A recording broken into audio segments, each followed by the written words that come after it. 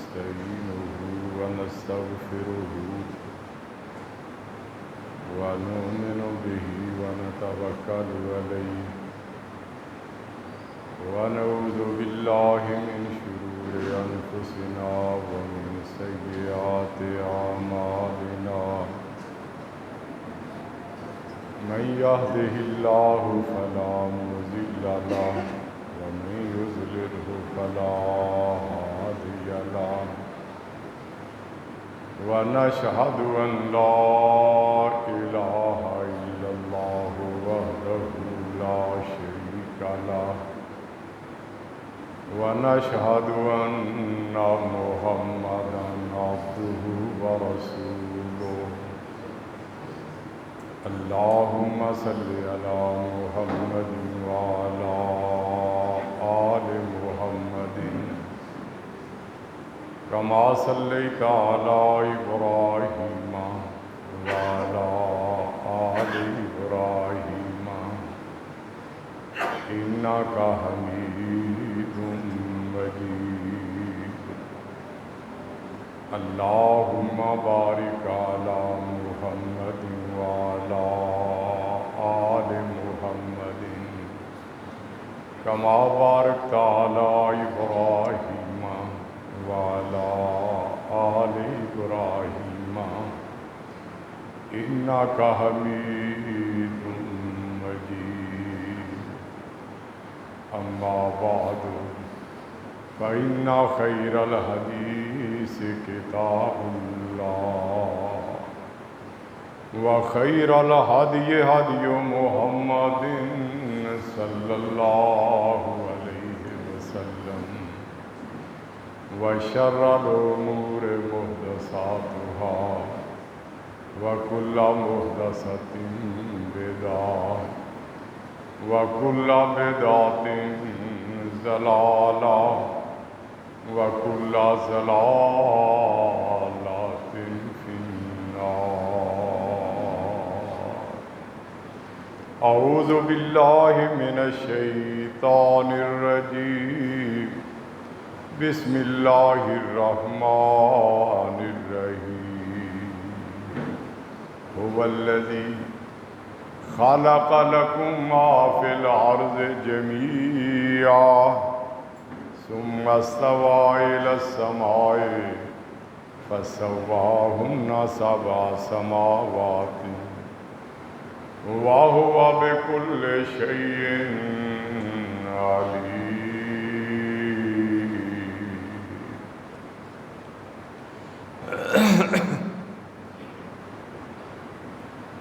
حمد و ثنا کے بعد فہم قرآن کے سلسلے میں سورۃ البقرہ پہ گفتگو ہو رہی ہے. گزشتہ ملاقات میں اللہ کی قدرت، اقتدار اور اختیار کا تذکرہ ہوا تھا، اور آج آیت نمبر 29 کی روشنی میں مزید اسی پر بیان ہوگا. اللہ تعالیٰ سے دعا ہے کہ وہ ہمیں اپنی ذات، اپنی قدرت، اپنی اقتدار، اپنے اختیار پر ایمان اور یقین رکھنے اور اپنے احکام پہ عمل پیرا رہنے کی توفیق نصیب فرمائے. آمین. میرے بھائیوں، دوستو، عزت اور جنت کے متلاشی ہم سفر ساتھیوں، یہ زمین اور اس میں چھپے ہوئے جتنے خزانے ہیں، جتنی نعمتیں ہیں، یہ اللہ نے پیدا کی ہیں اور انسانوں کے لیے بنائی ہیں، حتیٰ کہ انسان کو بھی اسی زمین کی مٹی سے بنایا گیا ہے۔ فرمایا وَلَقَدْ خَلَقْنَا الْإِنسَانَ مِنْ سُلَالَةٍ مِّن طِینٍ، بلا شبہ یقیناً ہم نے انسان کو مٹی کے جوہر سے پیدا کیا۔ تمام انسان حضرت آدم علیہ السلام کی اولاد ہیں، اور آدم علیہ السلام کے بارے میں نبی کریم صلی اللہ علیہ وسلم نے فرمایا ہے ان اللہ خلق آدم من قبضۃ قبضہا من جمیع الارض فجاء بنو آدم علی قدر الارض فجاء منہم الاحمر والابیض والاسود وبین ذلک والسہل والحزن والخبیث والطیب۔ اللہ تعالیٰ نے آدم علیہ السلام کو ایک مٹھی مٹی سے پیدا کیا جو اس نے پوری زمین سے پکڑی۔ اب اولاد آدم اس مٹی کی مناسبت سے وجود میں آئی۔ مٹی میں سے کہیں کوئی حصہ سرخ رنگ کا ہوتا ہے، کوئی سفید رنگ کا ہوتا ہے، کوئی سیاہ رنگ کا ہوتا ہے، کوئی کسی اور درمیانے رنگ کا ہوتا ہے۔ اسی لحاظ سے اولاد آدم میں سے کچھ سرخ رنگ کے ہیں، کوئی سفید رنگ کے ہیں، کوئی سیاہ رنگ کے ہیں، کوئی دیگر درمیانی رنگوں کے ہیں۔ مٹی میں سے کچھ مٹی نرم ہوتی ہے اور کچھ سخت ہوتی ہے۔ اولاد آدم میں سے بھی اسی اعتبار سے کچھ نرم مزاج ہیں، کچھ سخت طبیعت والے ہیں۔ مٹی میں سے کچھ حصہ کلر شور اور گندا ہوتا ہے اور کچھ پاکیزہ اور پاک ہوتا ہے۔ اسی طرح انسانوں میں سے کچھ بدطینت ہیں اور کچھ پاکیزہ صفات والے ہیں۔ انسان کی زندگی کا دار و مدار دیگر اشیاء کی طرح پانی پہ ہے۔ اللہ کا فیصلہ ہے۔ اللہ فرماتے ہیں وَجَعَلْنَا مِنَ الْمَاءِ كُلَّ شَيْءٍ حَيٍّ، ہم نے ہر چیز کو پانی سے زندگی دی ہے۔ اب اس زمین پہ جب ہم نگاہ ڈالتے ہیں تو جگہ جگہ پانی کے چشمے ابلتے ہوئے نظر آتے ہیں۔ سینکڑوں نہیں، ہزاروں کی تعداد میں، بلکہ اس سے بھی زیادہ۔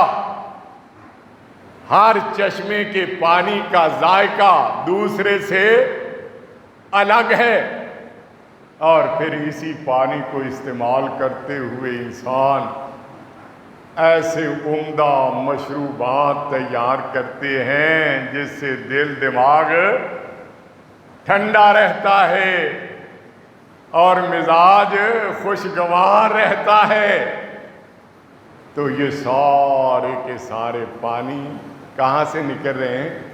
اسی زمین سے۔ ان پانیوں میں سے ایک پانی بے مثال اور لاجواب ہے، جس پانی کو زمزم کہا جاتا ہے۔ نبی کریم نے فرمایا زمزم کی کیفیت یہ ہے، فیہ طعام للطعم وشفاء من السقم، جس میں بھوکوں کے لیے غذا بھی ہے، بیماروں کے لیے شفا بھی ہے۔ ایسا پانی نبی کریم نے فرمایا ماء زمزم لما شرب لہ، آب زمزم جس نیت سے پیا جائے، اللہ وہ دلی نیت اور مراد پوری کر دیتے ہیں۔ خوش نصیب ہیں وہ بھائی اور بہنیں جنہیں اللہ نے مہمان بنا کے اپنے گھر کی زیارت کے لیے بلایا، اور وہاں وہ اس آب زمزم سے مستفید ہوتے رہے، اور واپسی پہ اپنے عزیز و اقارب دوست احباب کے لیے وہ آب زمزم لے کے آئے اور تحفے کے طور پہ انہیں پیش کرتے ہیں۔ واقعتاً وہ ایسا تحفہ ہے جس کی کوئی نظیر اور مثال نہیں ملتی۔ اللہ جنہیں آپ نے اپنے گھر کی حاضری کے لیے بلایا، ان کی اس حاضری کو قبول فرما۔ اللہ جو حاضری نہیں دے سکے انہیں بھی یہ سعادت عطا فرما دے۔ پانی کے بعد انسان کی 3 بڑی اور ضرورتیں ہوتی ہیں۔ نمبر 1 روٹی، نمبر 2 کپڑا، نمبر 3 مکان۔ اب اللہ تعالیٰ نے روٹی کا بندوبست کہاں سے کیا؟ اس زمین سے۔ فرمایا وَلَقَدْ مَكَّنَّاكُمْ فِي الْأَرْضِ وَجَعَلْنَا لَكُمْ فِيهَا مَعَايِشَ قَلِيلًا مَا تَشْكُرُونَ۔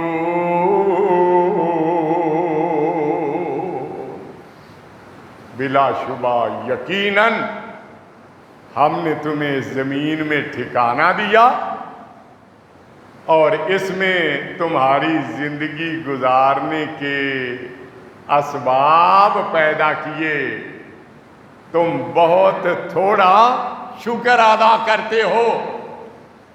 زمین میں جگہ جگہ اناج اگ رہے ہیں، سینکڑوں نہیں ہزاروں اقسام کے۔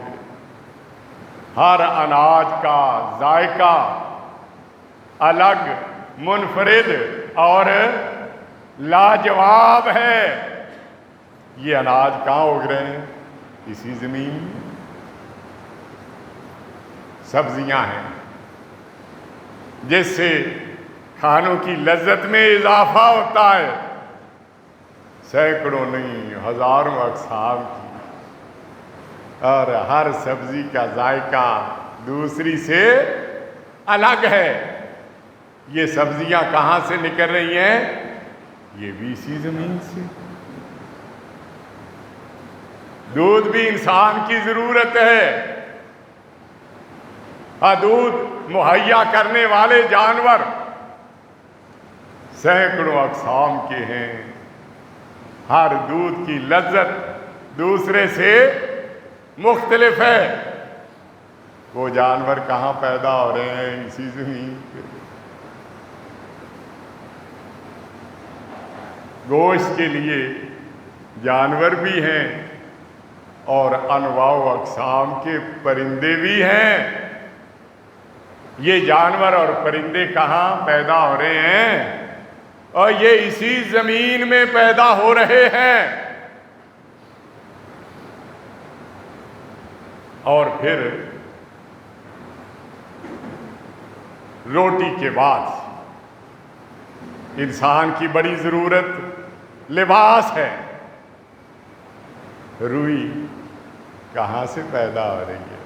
اسی زمین میں نا اللہ فرماتے ہیں یا بنی آدم قد انزلنا علیکم لباسا یواری من سوآتکم وریشا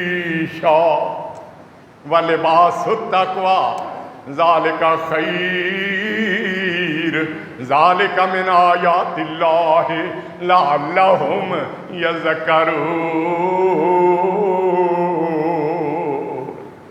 اے اولاد آدم، ہم نے تمہارے لیے اللباس بنایا، اور جو تمہارے سطر کو ڈھانپتا ہے، تمہاری زینت و آرائش میں اضافہ کرتا ہے۔ یہ لباس اپنی جگہ، لیکن تقوی کا لباس سے کہیں بہتر ہے۔ فطری طور پہ شرم و حیا، فطری طور پہ ایک دوسرے کے لیے محبت اور پیار کے جذبات، خوبصورتی کا اظہار، تو یہ لباس کہاں سے پیدا ہو رہا ہے؟ روئی، ریشم، پشم وغیرہ کے ریشے یہ زمین ہی سے پیدا ہوتے ہیں۔ یہ زمین سے اللہ غذا کے ساتھ لباس بھی ہمیں پہنا رہا ہے۔ تیسری بڑی ضرورت مکان ہے۔ اللہ فرماتے ہیں واللہ خلق لکم من بیوتکم سکنا واللہ جعل لکم من بیوتکم سکنا وجعل لکم من جلود الانعام بیوتا تستخفونہا یوم ذانکم و یوم اقامتکم۔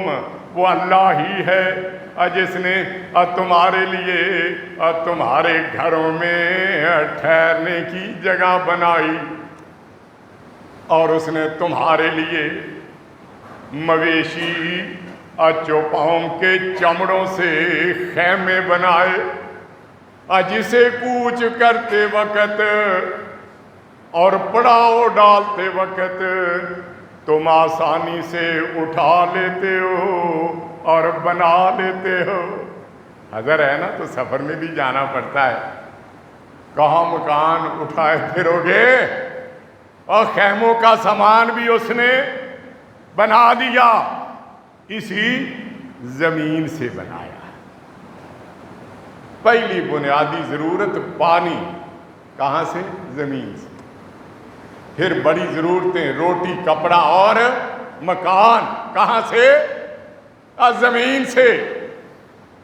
پھر اس سے کے علاوہ بھی اور بہت ساری چیزیں ضرورتوں کی ہیں، سفر کرنا ہوتا ہے، موٹر سائیکلیں، گاڑیاں ہیں، اعلیٰ سے اعلیٰ سواریاں ہیں، ہوائی جہاز ہیں، کھانے کے لیے اتنی نعمتیں شمار نہیں ہو سکتا، پہننے کے لیے اتنے ملبوسات شمار نہیں ہو سکتا، اور رہنے کے لیے ایسے عمدہ مکانات شمار نہیں ہو سکتا، دیگر اتنی نعمتیں شمار نہیں ہو سکتا۔ فرمایا وَإِن تَعُدُّوا نِعْمَتَ اللَّهِ لَا تُحْصُوهَا إِنَّ اللَّهَ لَغَفُورٌ رَحِيمٌ۔ اگر تم اللہ کی نعمتوں کو شمار کرنا چاہو، انہیں شمار نہیں کر سکتے، بے شک اللہ بخشنے والا اور رحم کرنے والا ہے۔ جب تک انسان زندہ ہے نا تو یہ زمین سے فائدہ اٹھاتا ہے، اور ایک وقت ایسا ہوتا ہے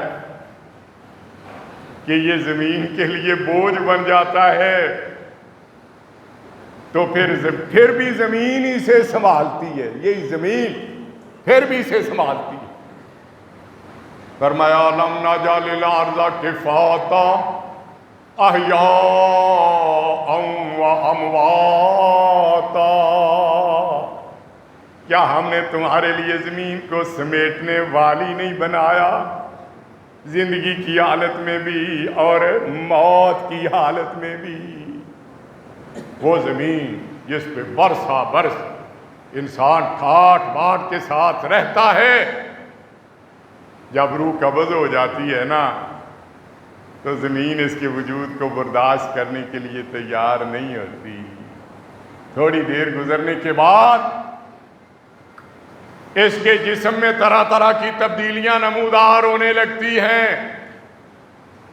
عزیز و اقارب، دوست احباب کو فکر ہوتی ہے اسے ٹھکانے لگاؤ ورنہ کام بگڑ جائے گا۔ ٹھکانا پھر کہاں؟ اسی زمین میں۔ بڑے آسمانی مذاہب ہیں، یہودی، عیسائی اور اسلام، تینوں میں مرنے کے بعد قبر میں دفن کرنے کا رواج ہے۔ باقی کچھ لوگ ہیں جو قبر میں دفن نہیں کرتے، آگ لگا کے جلا دیتے ہیں، راکھ اڑاتے ہیں۔ تو راکھ نے کہاں جانا ہے؟ اس نے بھی تو اسی زمین میں آنا ہے نا۔ کچھ گدھوں چیلوں کے آگے ڈال جاتے ہیں جو اسے کھا لیتی ہے، اور کھانے کے بعد جب وہ پوٹی کرتے ہیں تو اس نے کہاں جانا ہے؟ وہ بھی اسی زمین کے اندر ہی ہے نا۔ مرنے کے بعد بھی اسی زمین نے سنبھالنا ہے جو زندگی میں انسان کو سنبھالتی رہی۔ نبی کریم صلی اللہ علیہ وسلم نے فرمایا جب کوئی آدمی فوت ہونے کے بعد قبر میں دفن ہو جاتا ہے، اس کے پاس دو فرشتے آتے ہیں، ان میں سے ایک کا نام منکر، دوسرے کا نام نکیر ہے۔ آتے ہی تین سوال کرتے ہیں۔ پہلا سوال من ربک، تیرا رب کون ہے، تیرا داتا کون، تیرا حاجت روا، تیرا مشکل کشا، تیرے اسباب زندگی مہیا کرنے والا کون؟ اگر اللہ کی ربوبیت پہ ایمان اور یقین رکھنے والا ہو، اس کی توحید کے مفہوم کو سمجھ کے اس پہ عمل پیرا رہنے والا ہو، تو کہتا ہے رب اللہ، میرا رب تو اللہ ہے، میں نے اسے ایک ہی کو مانا اور اس ایک ہی کا ہو کے رہا۔ دوسرا سوال کرتے ہیں من نبیک، تیرا نبی کون، رہبر کون، رہنما کون، مقتدا کون، پیشوا کون؟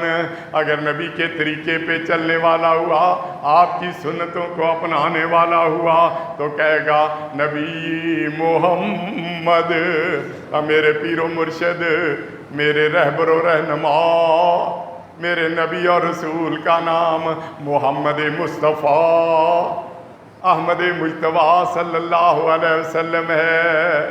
اگر اللہ کے قرآن جو لا ریب ہے، جس میں شک شبے کی گنجائش کوئی نہیں، اور نبی کی صحیح حدیث جو لا ریب ہے، جس میں شک شبے کی گنجائش کوئی نہیں، ان پہ عمل کرنے والا ہوا، تو جب فرشتے پوچھتے ہیں ما دینک، تیرا دین کیا ہے، تو کہتا ہے دین الاسلام، میرا دین اسلام ہے۔ میں نے قرآن کو، میں نے نبی کے فرمان کو پڑھا اور اس پہ عمل کیا۔ اب تین سوالوں کا جیسے ہی جواب دیتا ہے تو نبی کریم نے فرمایا آسمان کی طرف سے آواز آتی ہے ان قد صدق عبدی فافرشوا من الجنہ والبسوا من الجنہ وافتحوا له بابا الى الجنہ فیاتیہ من طیبها وریحها ویفتح له فیہا مد بصرہ ثم ینور له فیہ۔ سوال جواب ترک کرو، میرے بندے نے سچ کہا ہے، اس کے لیے جنت کے بستر بچھا دو، ایسے جنت کا لباس پہنا دو، اس کے لیے جنت کی طرف سے دروازے کھول دو، جنت کی ہوائیں اور خوشبوئیں آنے لگتی ہیں، قبر حد نگاہ تک وسیع کر دی جاتی ہے اور اس میں روشنی ہو جاتی ہے۔ یہی زمین گوشہ عافیت بن جاتی ہے۔ اللہ ہمیں بھی ان خوش نصیبوں میں شامل فرما دے۔ اور اگر ہر ڈھیری پہ ڈھیر ہونے والا ہوا، حجروں شجروں قبروں کے سامنے جھکنے والا ہوا، جس نے جو کہا اس کے پیچھے چل پڑا۔ جب فرشتے پوچھتے ہیں من ربک، تیرا رب کون؟ اب اتنے ہیں سمجھ ہی نہیں آتا کس کا نام لوں کس کا نام نہ لوں، تو کہتا ہے ہا ہا لا ادری اقول کما یقول الناس، ہائے ہائے میں کچھ نہیں جانتا، میں تو وہ کہتا تھا جو لوگ کہہ دیتے تھے۔ یا وہ پوچھتے ہیں من نبیوں کا، تیرا نبی کون، رہبر کون، رہنما کون؟ اگر ہر ایرے غیرے نتھو خیرے کے پیچھے چلنے والا ہوا، نبی کریم صلی اللہ علیہ وسلم کے راستے کو ترک کرنے والا ہوا، پریشان ہو جائے گا۔ بہت سارے رہبر تھے، بہت سارے رہنما تھے، بہت سارے پیشوا تھے، پتہ نہیں کس کا نام لوں، تو کہے گا ہا ہا لا ادری اقول کما یقول الناس، ہائے افسوس میں کچھ نہیں جانتا، بس جو لوگ کہتے تھے میں بھی وہ کہہ دیتا تھا۔ جب وہ پوچھتے ہیں ما دینک، تیرا دین کیا ہے؟ اگر قرآن اور حدیث کی بجائے دیگر افکاروں اور نظریات پہ چلنے والا ہوا تو سوچ میں پڑ جائے گا کس کا نام لوں کس کا نام نہ لوں، پھر کہے گا ہا ہا لا ادری اقول کما یقول الناس، ہائے افسوس ہائے افسوس میں کچھ نہیں جانتا، جو لوگ کہتے تھے میں تو وہی کہا کرتا تھا۔ آسمانوں سے آواز آ جائے گی ان قد کذب، جھوٹ بکتا ہے، فافرشوا من النار والبسوا من النار وافتحوا له بابا الى النار فیاتیہ من حرها وسمومها ثم یختلف فی اضلاعه حتی ثم یضیق علیہ قبره حتی تختلف اضلاعه، اور کہا جائے گا جھوٹ بکتا ہے، اس کے لیے جہنم کے بستر بچھا دو، اسے آگ کے لباس پہنا دو، جہنم کی طرف سے دروازے کھول دو، جنت کی گرم ہوا اور دماغ خراب کر دینے والی بدبوئیں قبر میں داخل ہو جاتی ہیں، قبر تنگ کر دی جاتی ہے، ہڈیاں بھی ایک دوسرے سے پیوست ہو جاتی ہیں۔ تو یہی زمین قطعے عذاب بن جاتی ہے، وقت بدلتے رہتے ہیں۔ تلک الایام نداولھا بین الناس، جب تک زمین کے اوپر ہے زمین سنبھالتی ہے، جب زمین کے نیچے چلا جاتا ہے پھر بھی زمین ہی سمیٹ لیتی ہے۔ اب اچھے عمل ہیں، اگر اچھے عمل ہوئے تو گوشہ عافیت، اگر بدعمالیاں ہوئیں تو قطعے عذاب۔ اللہ نے قرآن کریم کی سورہ بقرہ کی آیت نمبر 29 میں اہل ایمان کو فرمایا هو الذی خلق لکم ما فی الارض جمیعا، وہ اللہ ہی تو ہے جس نے تمہارے لیے جو کچھ بھی زمین میں ہے سب پیدا کیا ہے۔ ساری نعمتیں کس نے دی؟ اللہ نے۔ کس کو دی؟ اور انسان کو دی۔ کہنے والا کہتا ہے جانور پیدا کیے تیری وفا کے واسطے، اور انسان ذرا انسان بن کے سوچ دیکھ، اپنے محسن کے احسانات کو پہچان، اور جانور پیدا کیے تیری وفا کے واسطے، سورج چاند اور ستارے تیری ضیاء کے واسطے، یہ کھیتیاں سرسبز ہیں، یہ کھیتیاں سرسبز ہیں اور تیری غذا کے واسطے، یہ سارا جہاں تیرے لیے اور تو الہ کے واسطے۔ وما خلقت الجن والانس الا لیعبدون، اللہ فرماتے ہیں ہم نے جنوں اور انسانوں کو صرف اپنی عبادت کے لیے پیدا کیا، باقی تمام چیزوں کو انسان کی خدمت کے لیے، اور انسان کو رحمان نے اپنی عبادت کے لیے بنایا۔ اللہ جس طرح ہر چیز ہماری خدمت کر رہی ہے نا، اسی طرح ہمیں بھی اپنی عبادت کرنے والا بنا لے۔ اللہ جس مقصد کے لیے آپ نے پیدا کیا اس مقصد کو ہمیشہ پیش نظر رکھنے والا بنا.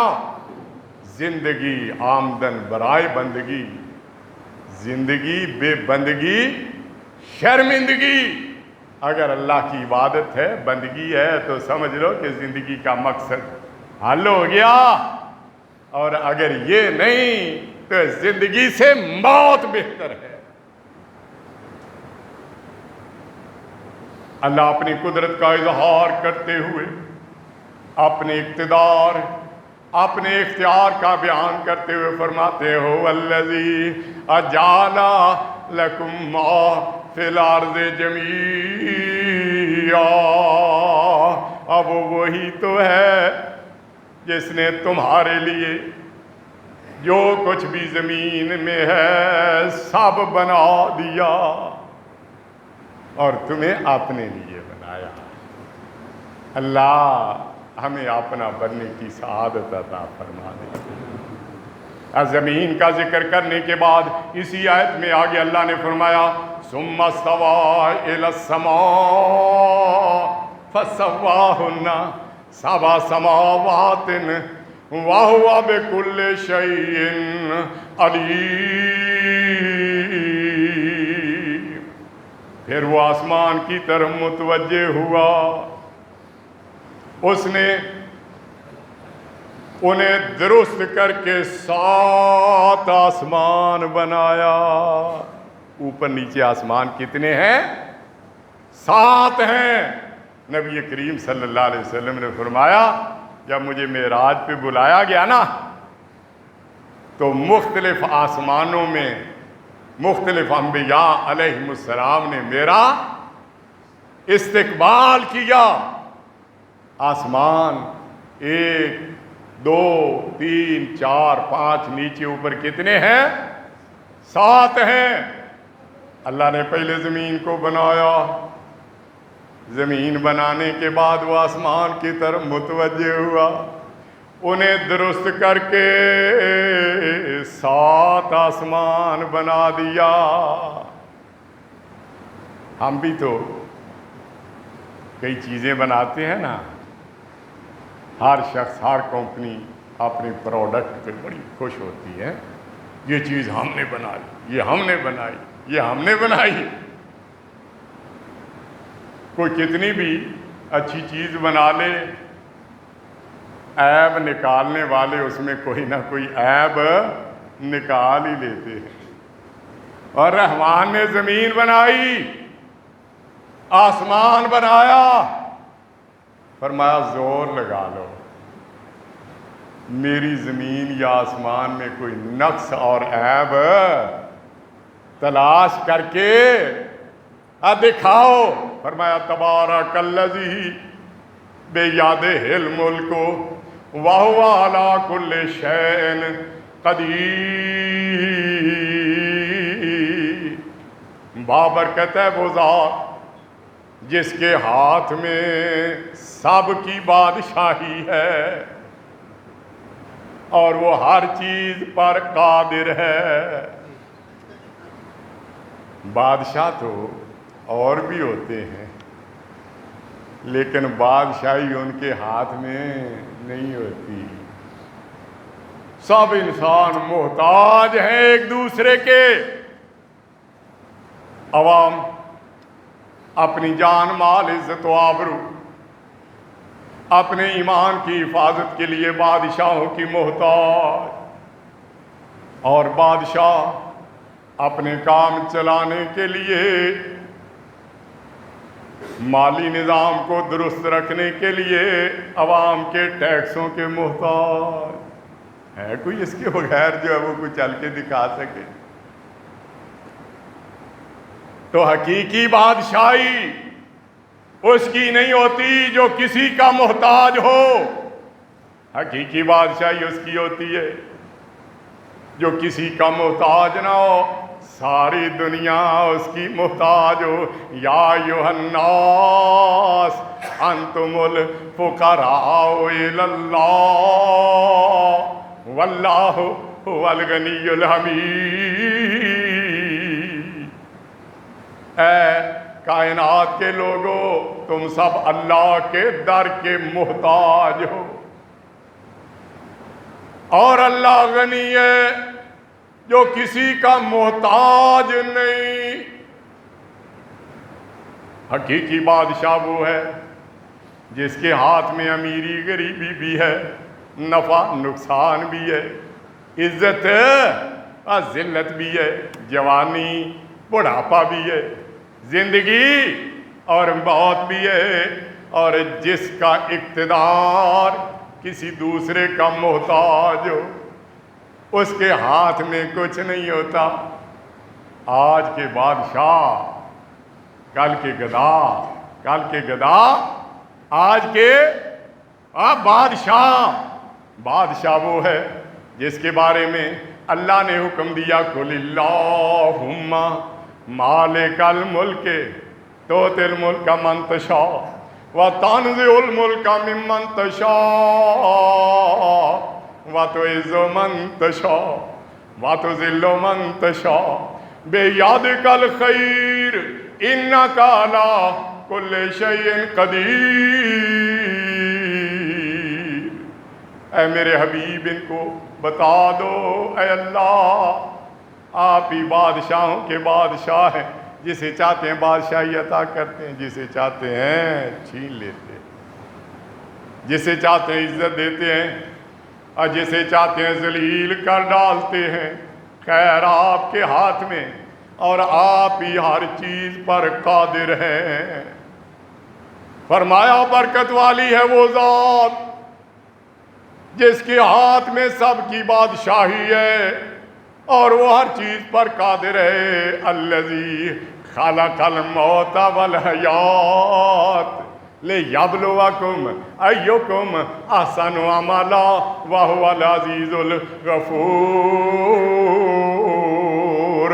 جس نے زندگی کو بھی پیدا کیا، موت کو بھی پیدا کیا، تاکہ وہ تمہیں آزمائے کہ تم میں اچھے عمل کرنے والے کون ہیں۔ وہ ہر چیز پہ غالب اور بخشنے والا ہے۔ اللہ نے صرف زندگی کو نہیں پیدا کیا، موت کو بھی پیدا کیا ہے۔ نبی کریم صلی اللہ علیہ وسلم نے فرمایا یہ زندگی اس لیے دی تاکہ اللہ آزمائے اچھے کام کون کرتا ہے، برائی کے راستے کا انتخاب کون کرتا ہے۔ جو اچھے عمل کرتے ہیں اللہ انہیں جنت میں لے جائے گا، اللہ ہمیں ان میں داخل فرما دے۔ جو برے راہوں پہ چلتے ہیں وہ جہنم کی آگ کا ایندھن بنے گی، اللہ ہمیں ان سے دور فرما دے۔ فرمایا جب جنتی جنت میں چلے جائیں گے، جہنمی جہنم میں ڈال دیے جائیں گے، تو موت کو ایک چتکبر بینڈے کی صورت میں ان کے سامنے پیش کیا جائے گا۔ اللہ کہیں گے یا اہل الجنہ، اے جنتیو۔ وہ گردن اٹھا کے دیکھیں گے، موت کو بینڈے کی صورت میں ان کے سامنے کیا جائے گا۔ اللہ پوچھیں گے اسے پہچانتے ہیں؟ جی جانتے ہیں، ہم سب کا اس سے واسطہ پڑ چکا ہے۔ پھر اللہ جہنمیوں سے پوچھیں گے یا اہل النار، اے جہنمیوں۔ اب وہ بھی گردن اٹھا کے دیکھیں گے، مینڈے کی صورت میں موت کو ان کے سامنے پیش کیا جائے گا۔ اللہ پوچھیں گے اسے پہچانتے ہو؟ عرض کریں گے ہاں، ہم سب کا اس سے واسطہ پڑ چکا ہے۔ پھر اللہ کہیں گے یا اہل الجنہ الخلود فلا موت۔ اس مینڈے کو سب کے سامنے ذبح کر دیا جائے گا، موت کو موت آ جائے گی۔ اللہ جنتیوں کو کہیں گے جنتیوں اب تم نے اس میں ہمیشہ رہنا ہے، تمہیں کبھی موت نہیں آئے گی۔ اللہم اجعلنا منہم، اللہ ہمیں ان خوش نصیبوں میں شامل فرما دے۔ پھر اللہ جہنمیوں کو کہیں گے اے جہنمیوں خلود لا موت، اب تم نے ہمیشہ یہیں جلنا ہے، کبھی تمہیں موت نہیں آئے گی۔ اللہم لا تجعلنا منہم، اللہ ہمیں ان بد نصیبوں سے دور رکھنا۔ اللہ ہے جس کے ہاتھ میں سب کی بادشاہی ہے، جو زندگی کا بھی مالک، موت کا بھی مالک۔ الذی کون اللہ خلق سبع سماوات طباقا، جس نے اوپر نیچے 7 آسمان بنائے۔ کوئی چھوٹا سا مکان ہی بنتا ہے نا، کچھ عرصے کے بعد اس میں جگہ جگہ تریڑیں نظر آنے لگتی ہیں، سیمنٹ جو اکھڑ کے گرنے لگتا ہے، کبھی کوئی نقص کبھی کوئی نقص۔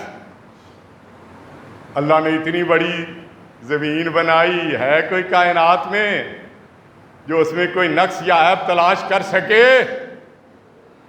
اتنی بڑی چھت بغیر ستونوں کے قائم کر دی۔ کوئی ماں کا لال ہے جو کہہ دے کہ اللہ کے آسمان میں یہاں ٹوٹ پھوٹ ہے، یہاں معاملہ ٹھیک نہیں۔ الذی خلق سبع سماوات طباقا ما تری فی خلق الرحمن من تفاوت فرجع البصر هل تری من فطور۔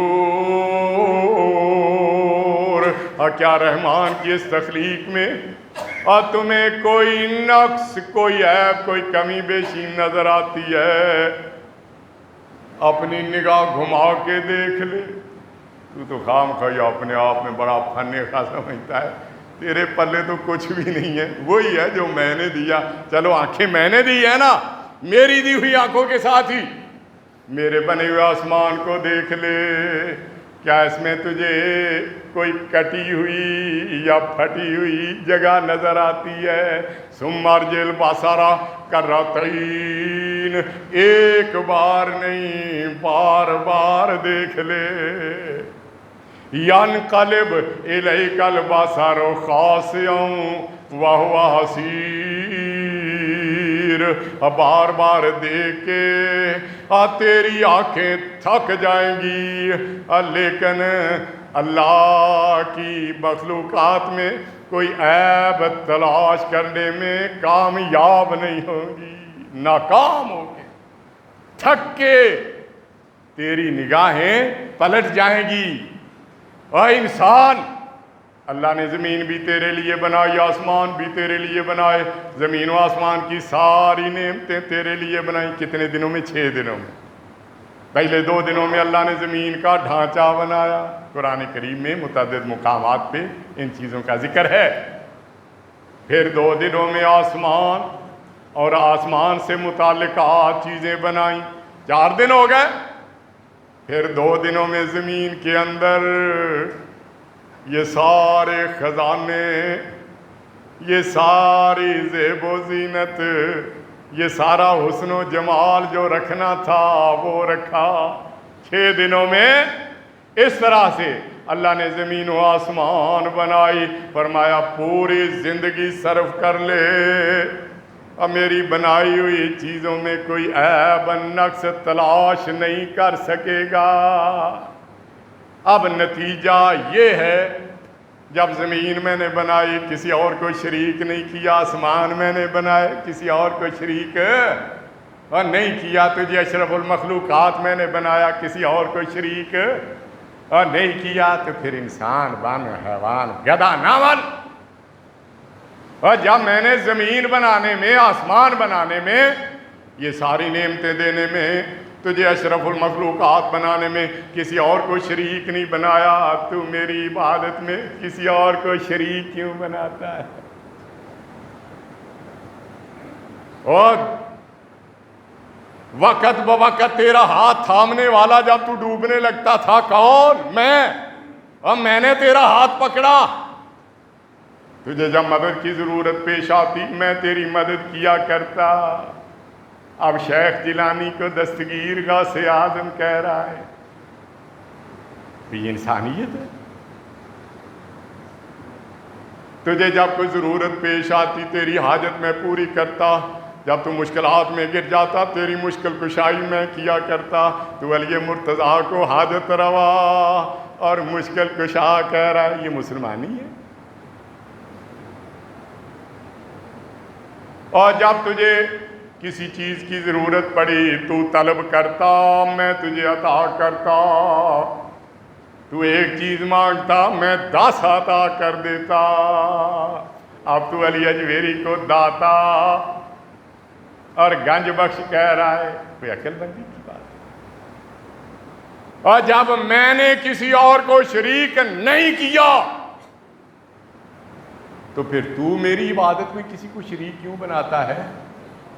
نبی کریم نے اپنی امت کو، صحابہ کو، ہمارے اسلاف کو یہ تلقین کی تھی، لا تشرک باللہ ان کتیتا اور حرکتا، اگر تیرے جسم کے ٹکڑے ٹکڑے کر دیے جائیں، تجھے آگ میں جلا دیا جائے تو ٹکڑے کروا لینا، آگ میں جل جانا برداشت کر لینا، لیکن اللہ کے ساتھ کسی غیر کو شریک نہ ٹھہرانا۔ یہ آگ عارضی ہے، شرک کر لیا تو دائمی آگ میں جلے گا۔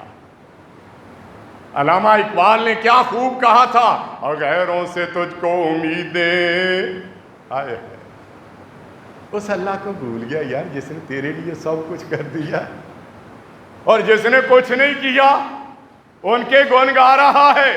اور غیروں سے تجھ کو امیدیں اور خدا سے نا امیدی، ہر جگہ سے مانگتا ہے جسے مانگنا ہے، جو داتا ہے اس کو بھول گیا۔ اور غیروں سے تجھ کو امیدیں اور خدا سے نا امیدی، مجھے بتا تو صحیح اور کافری کیا ہے۔ وآخر دعوانا الحمدللہ۔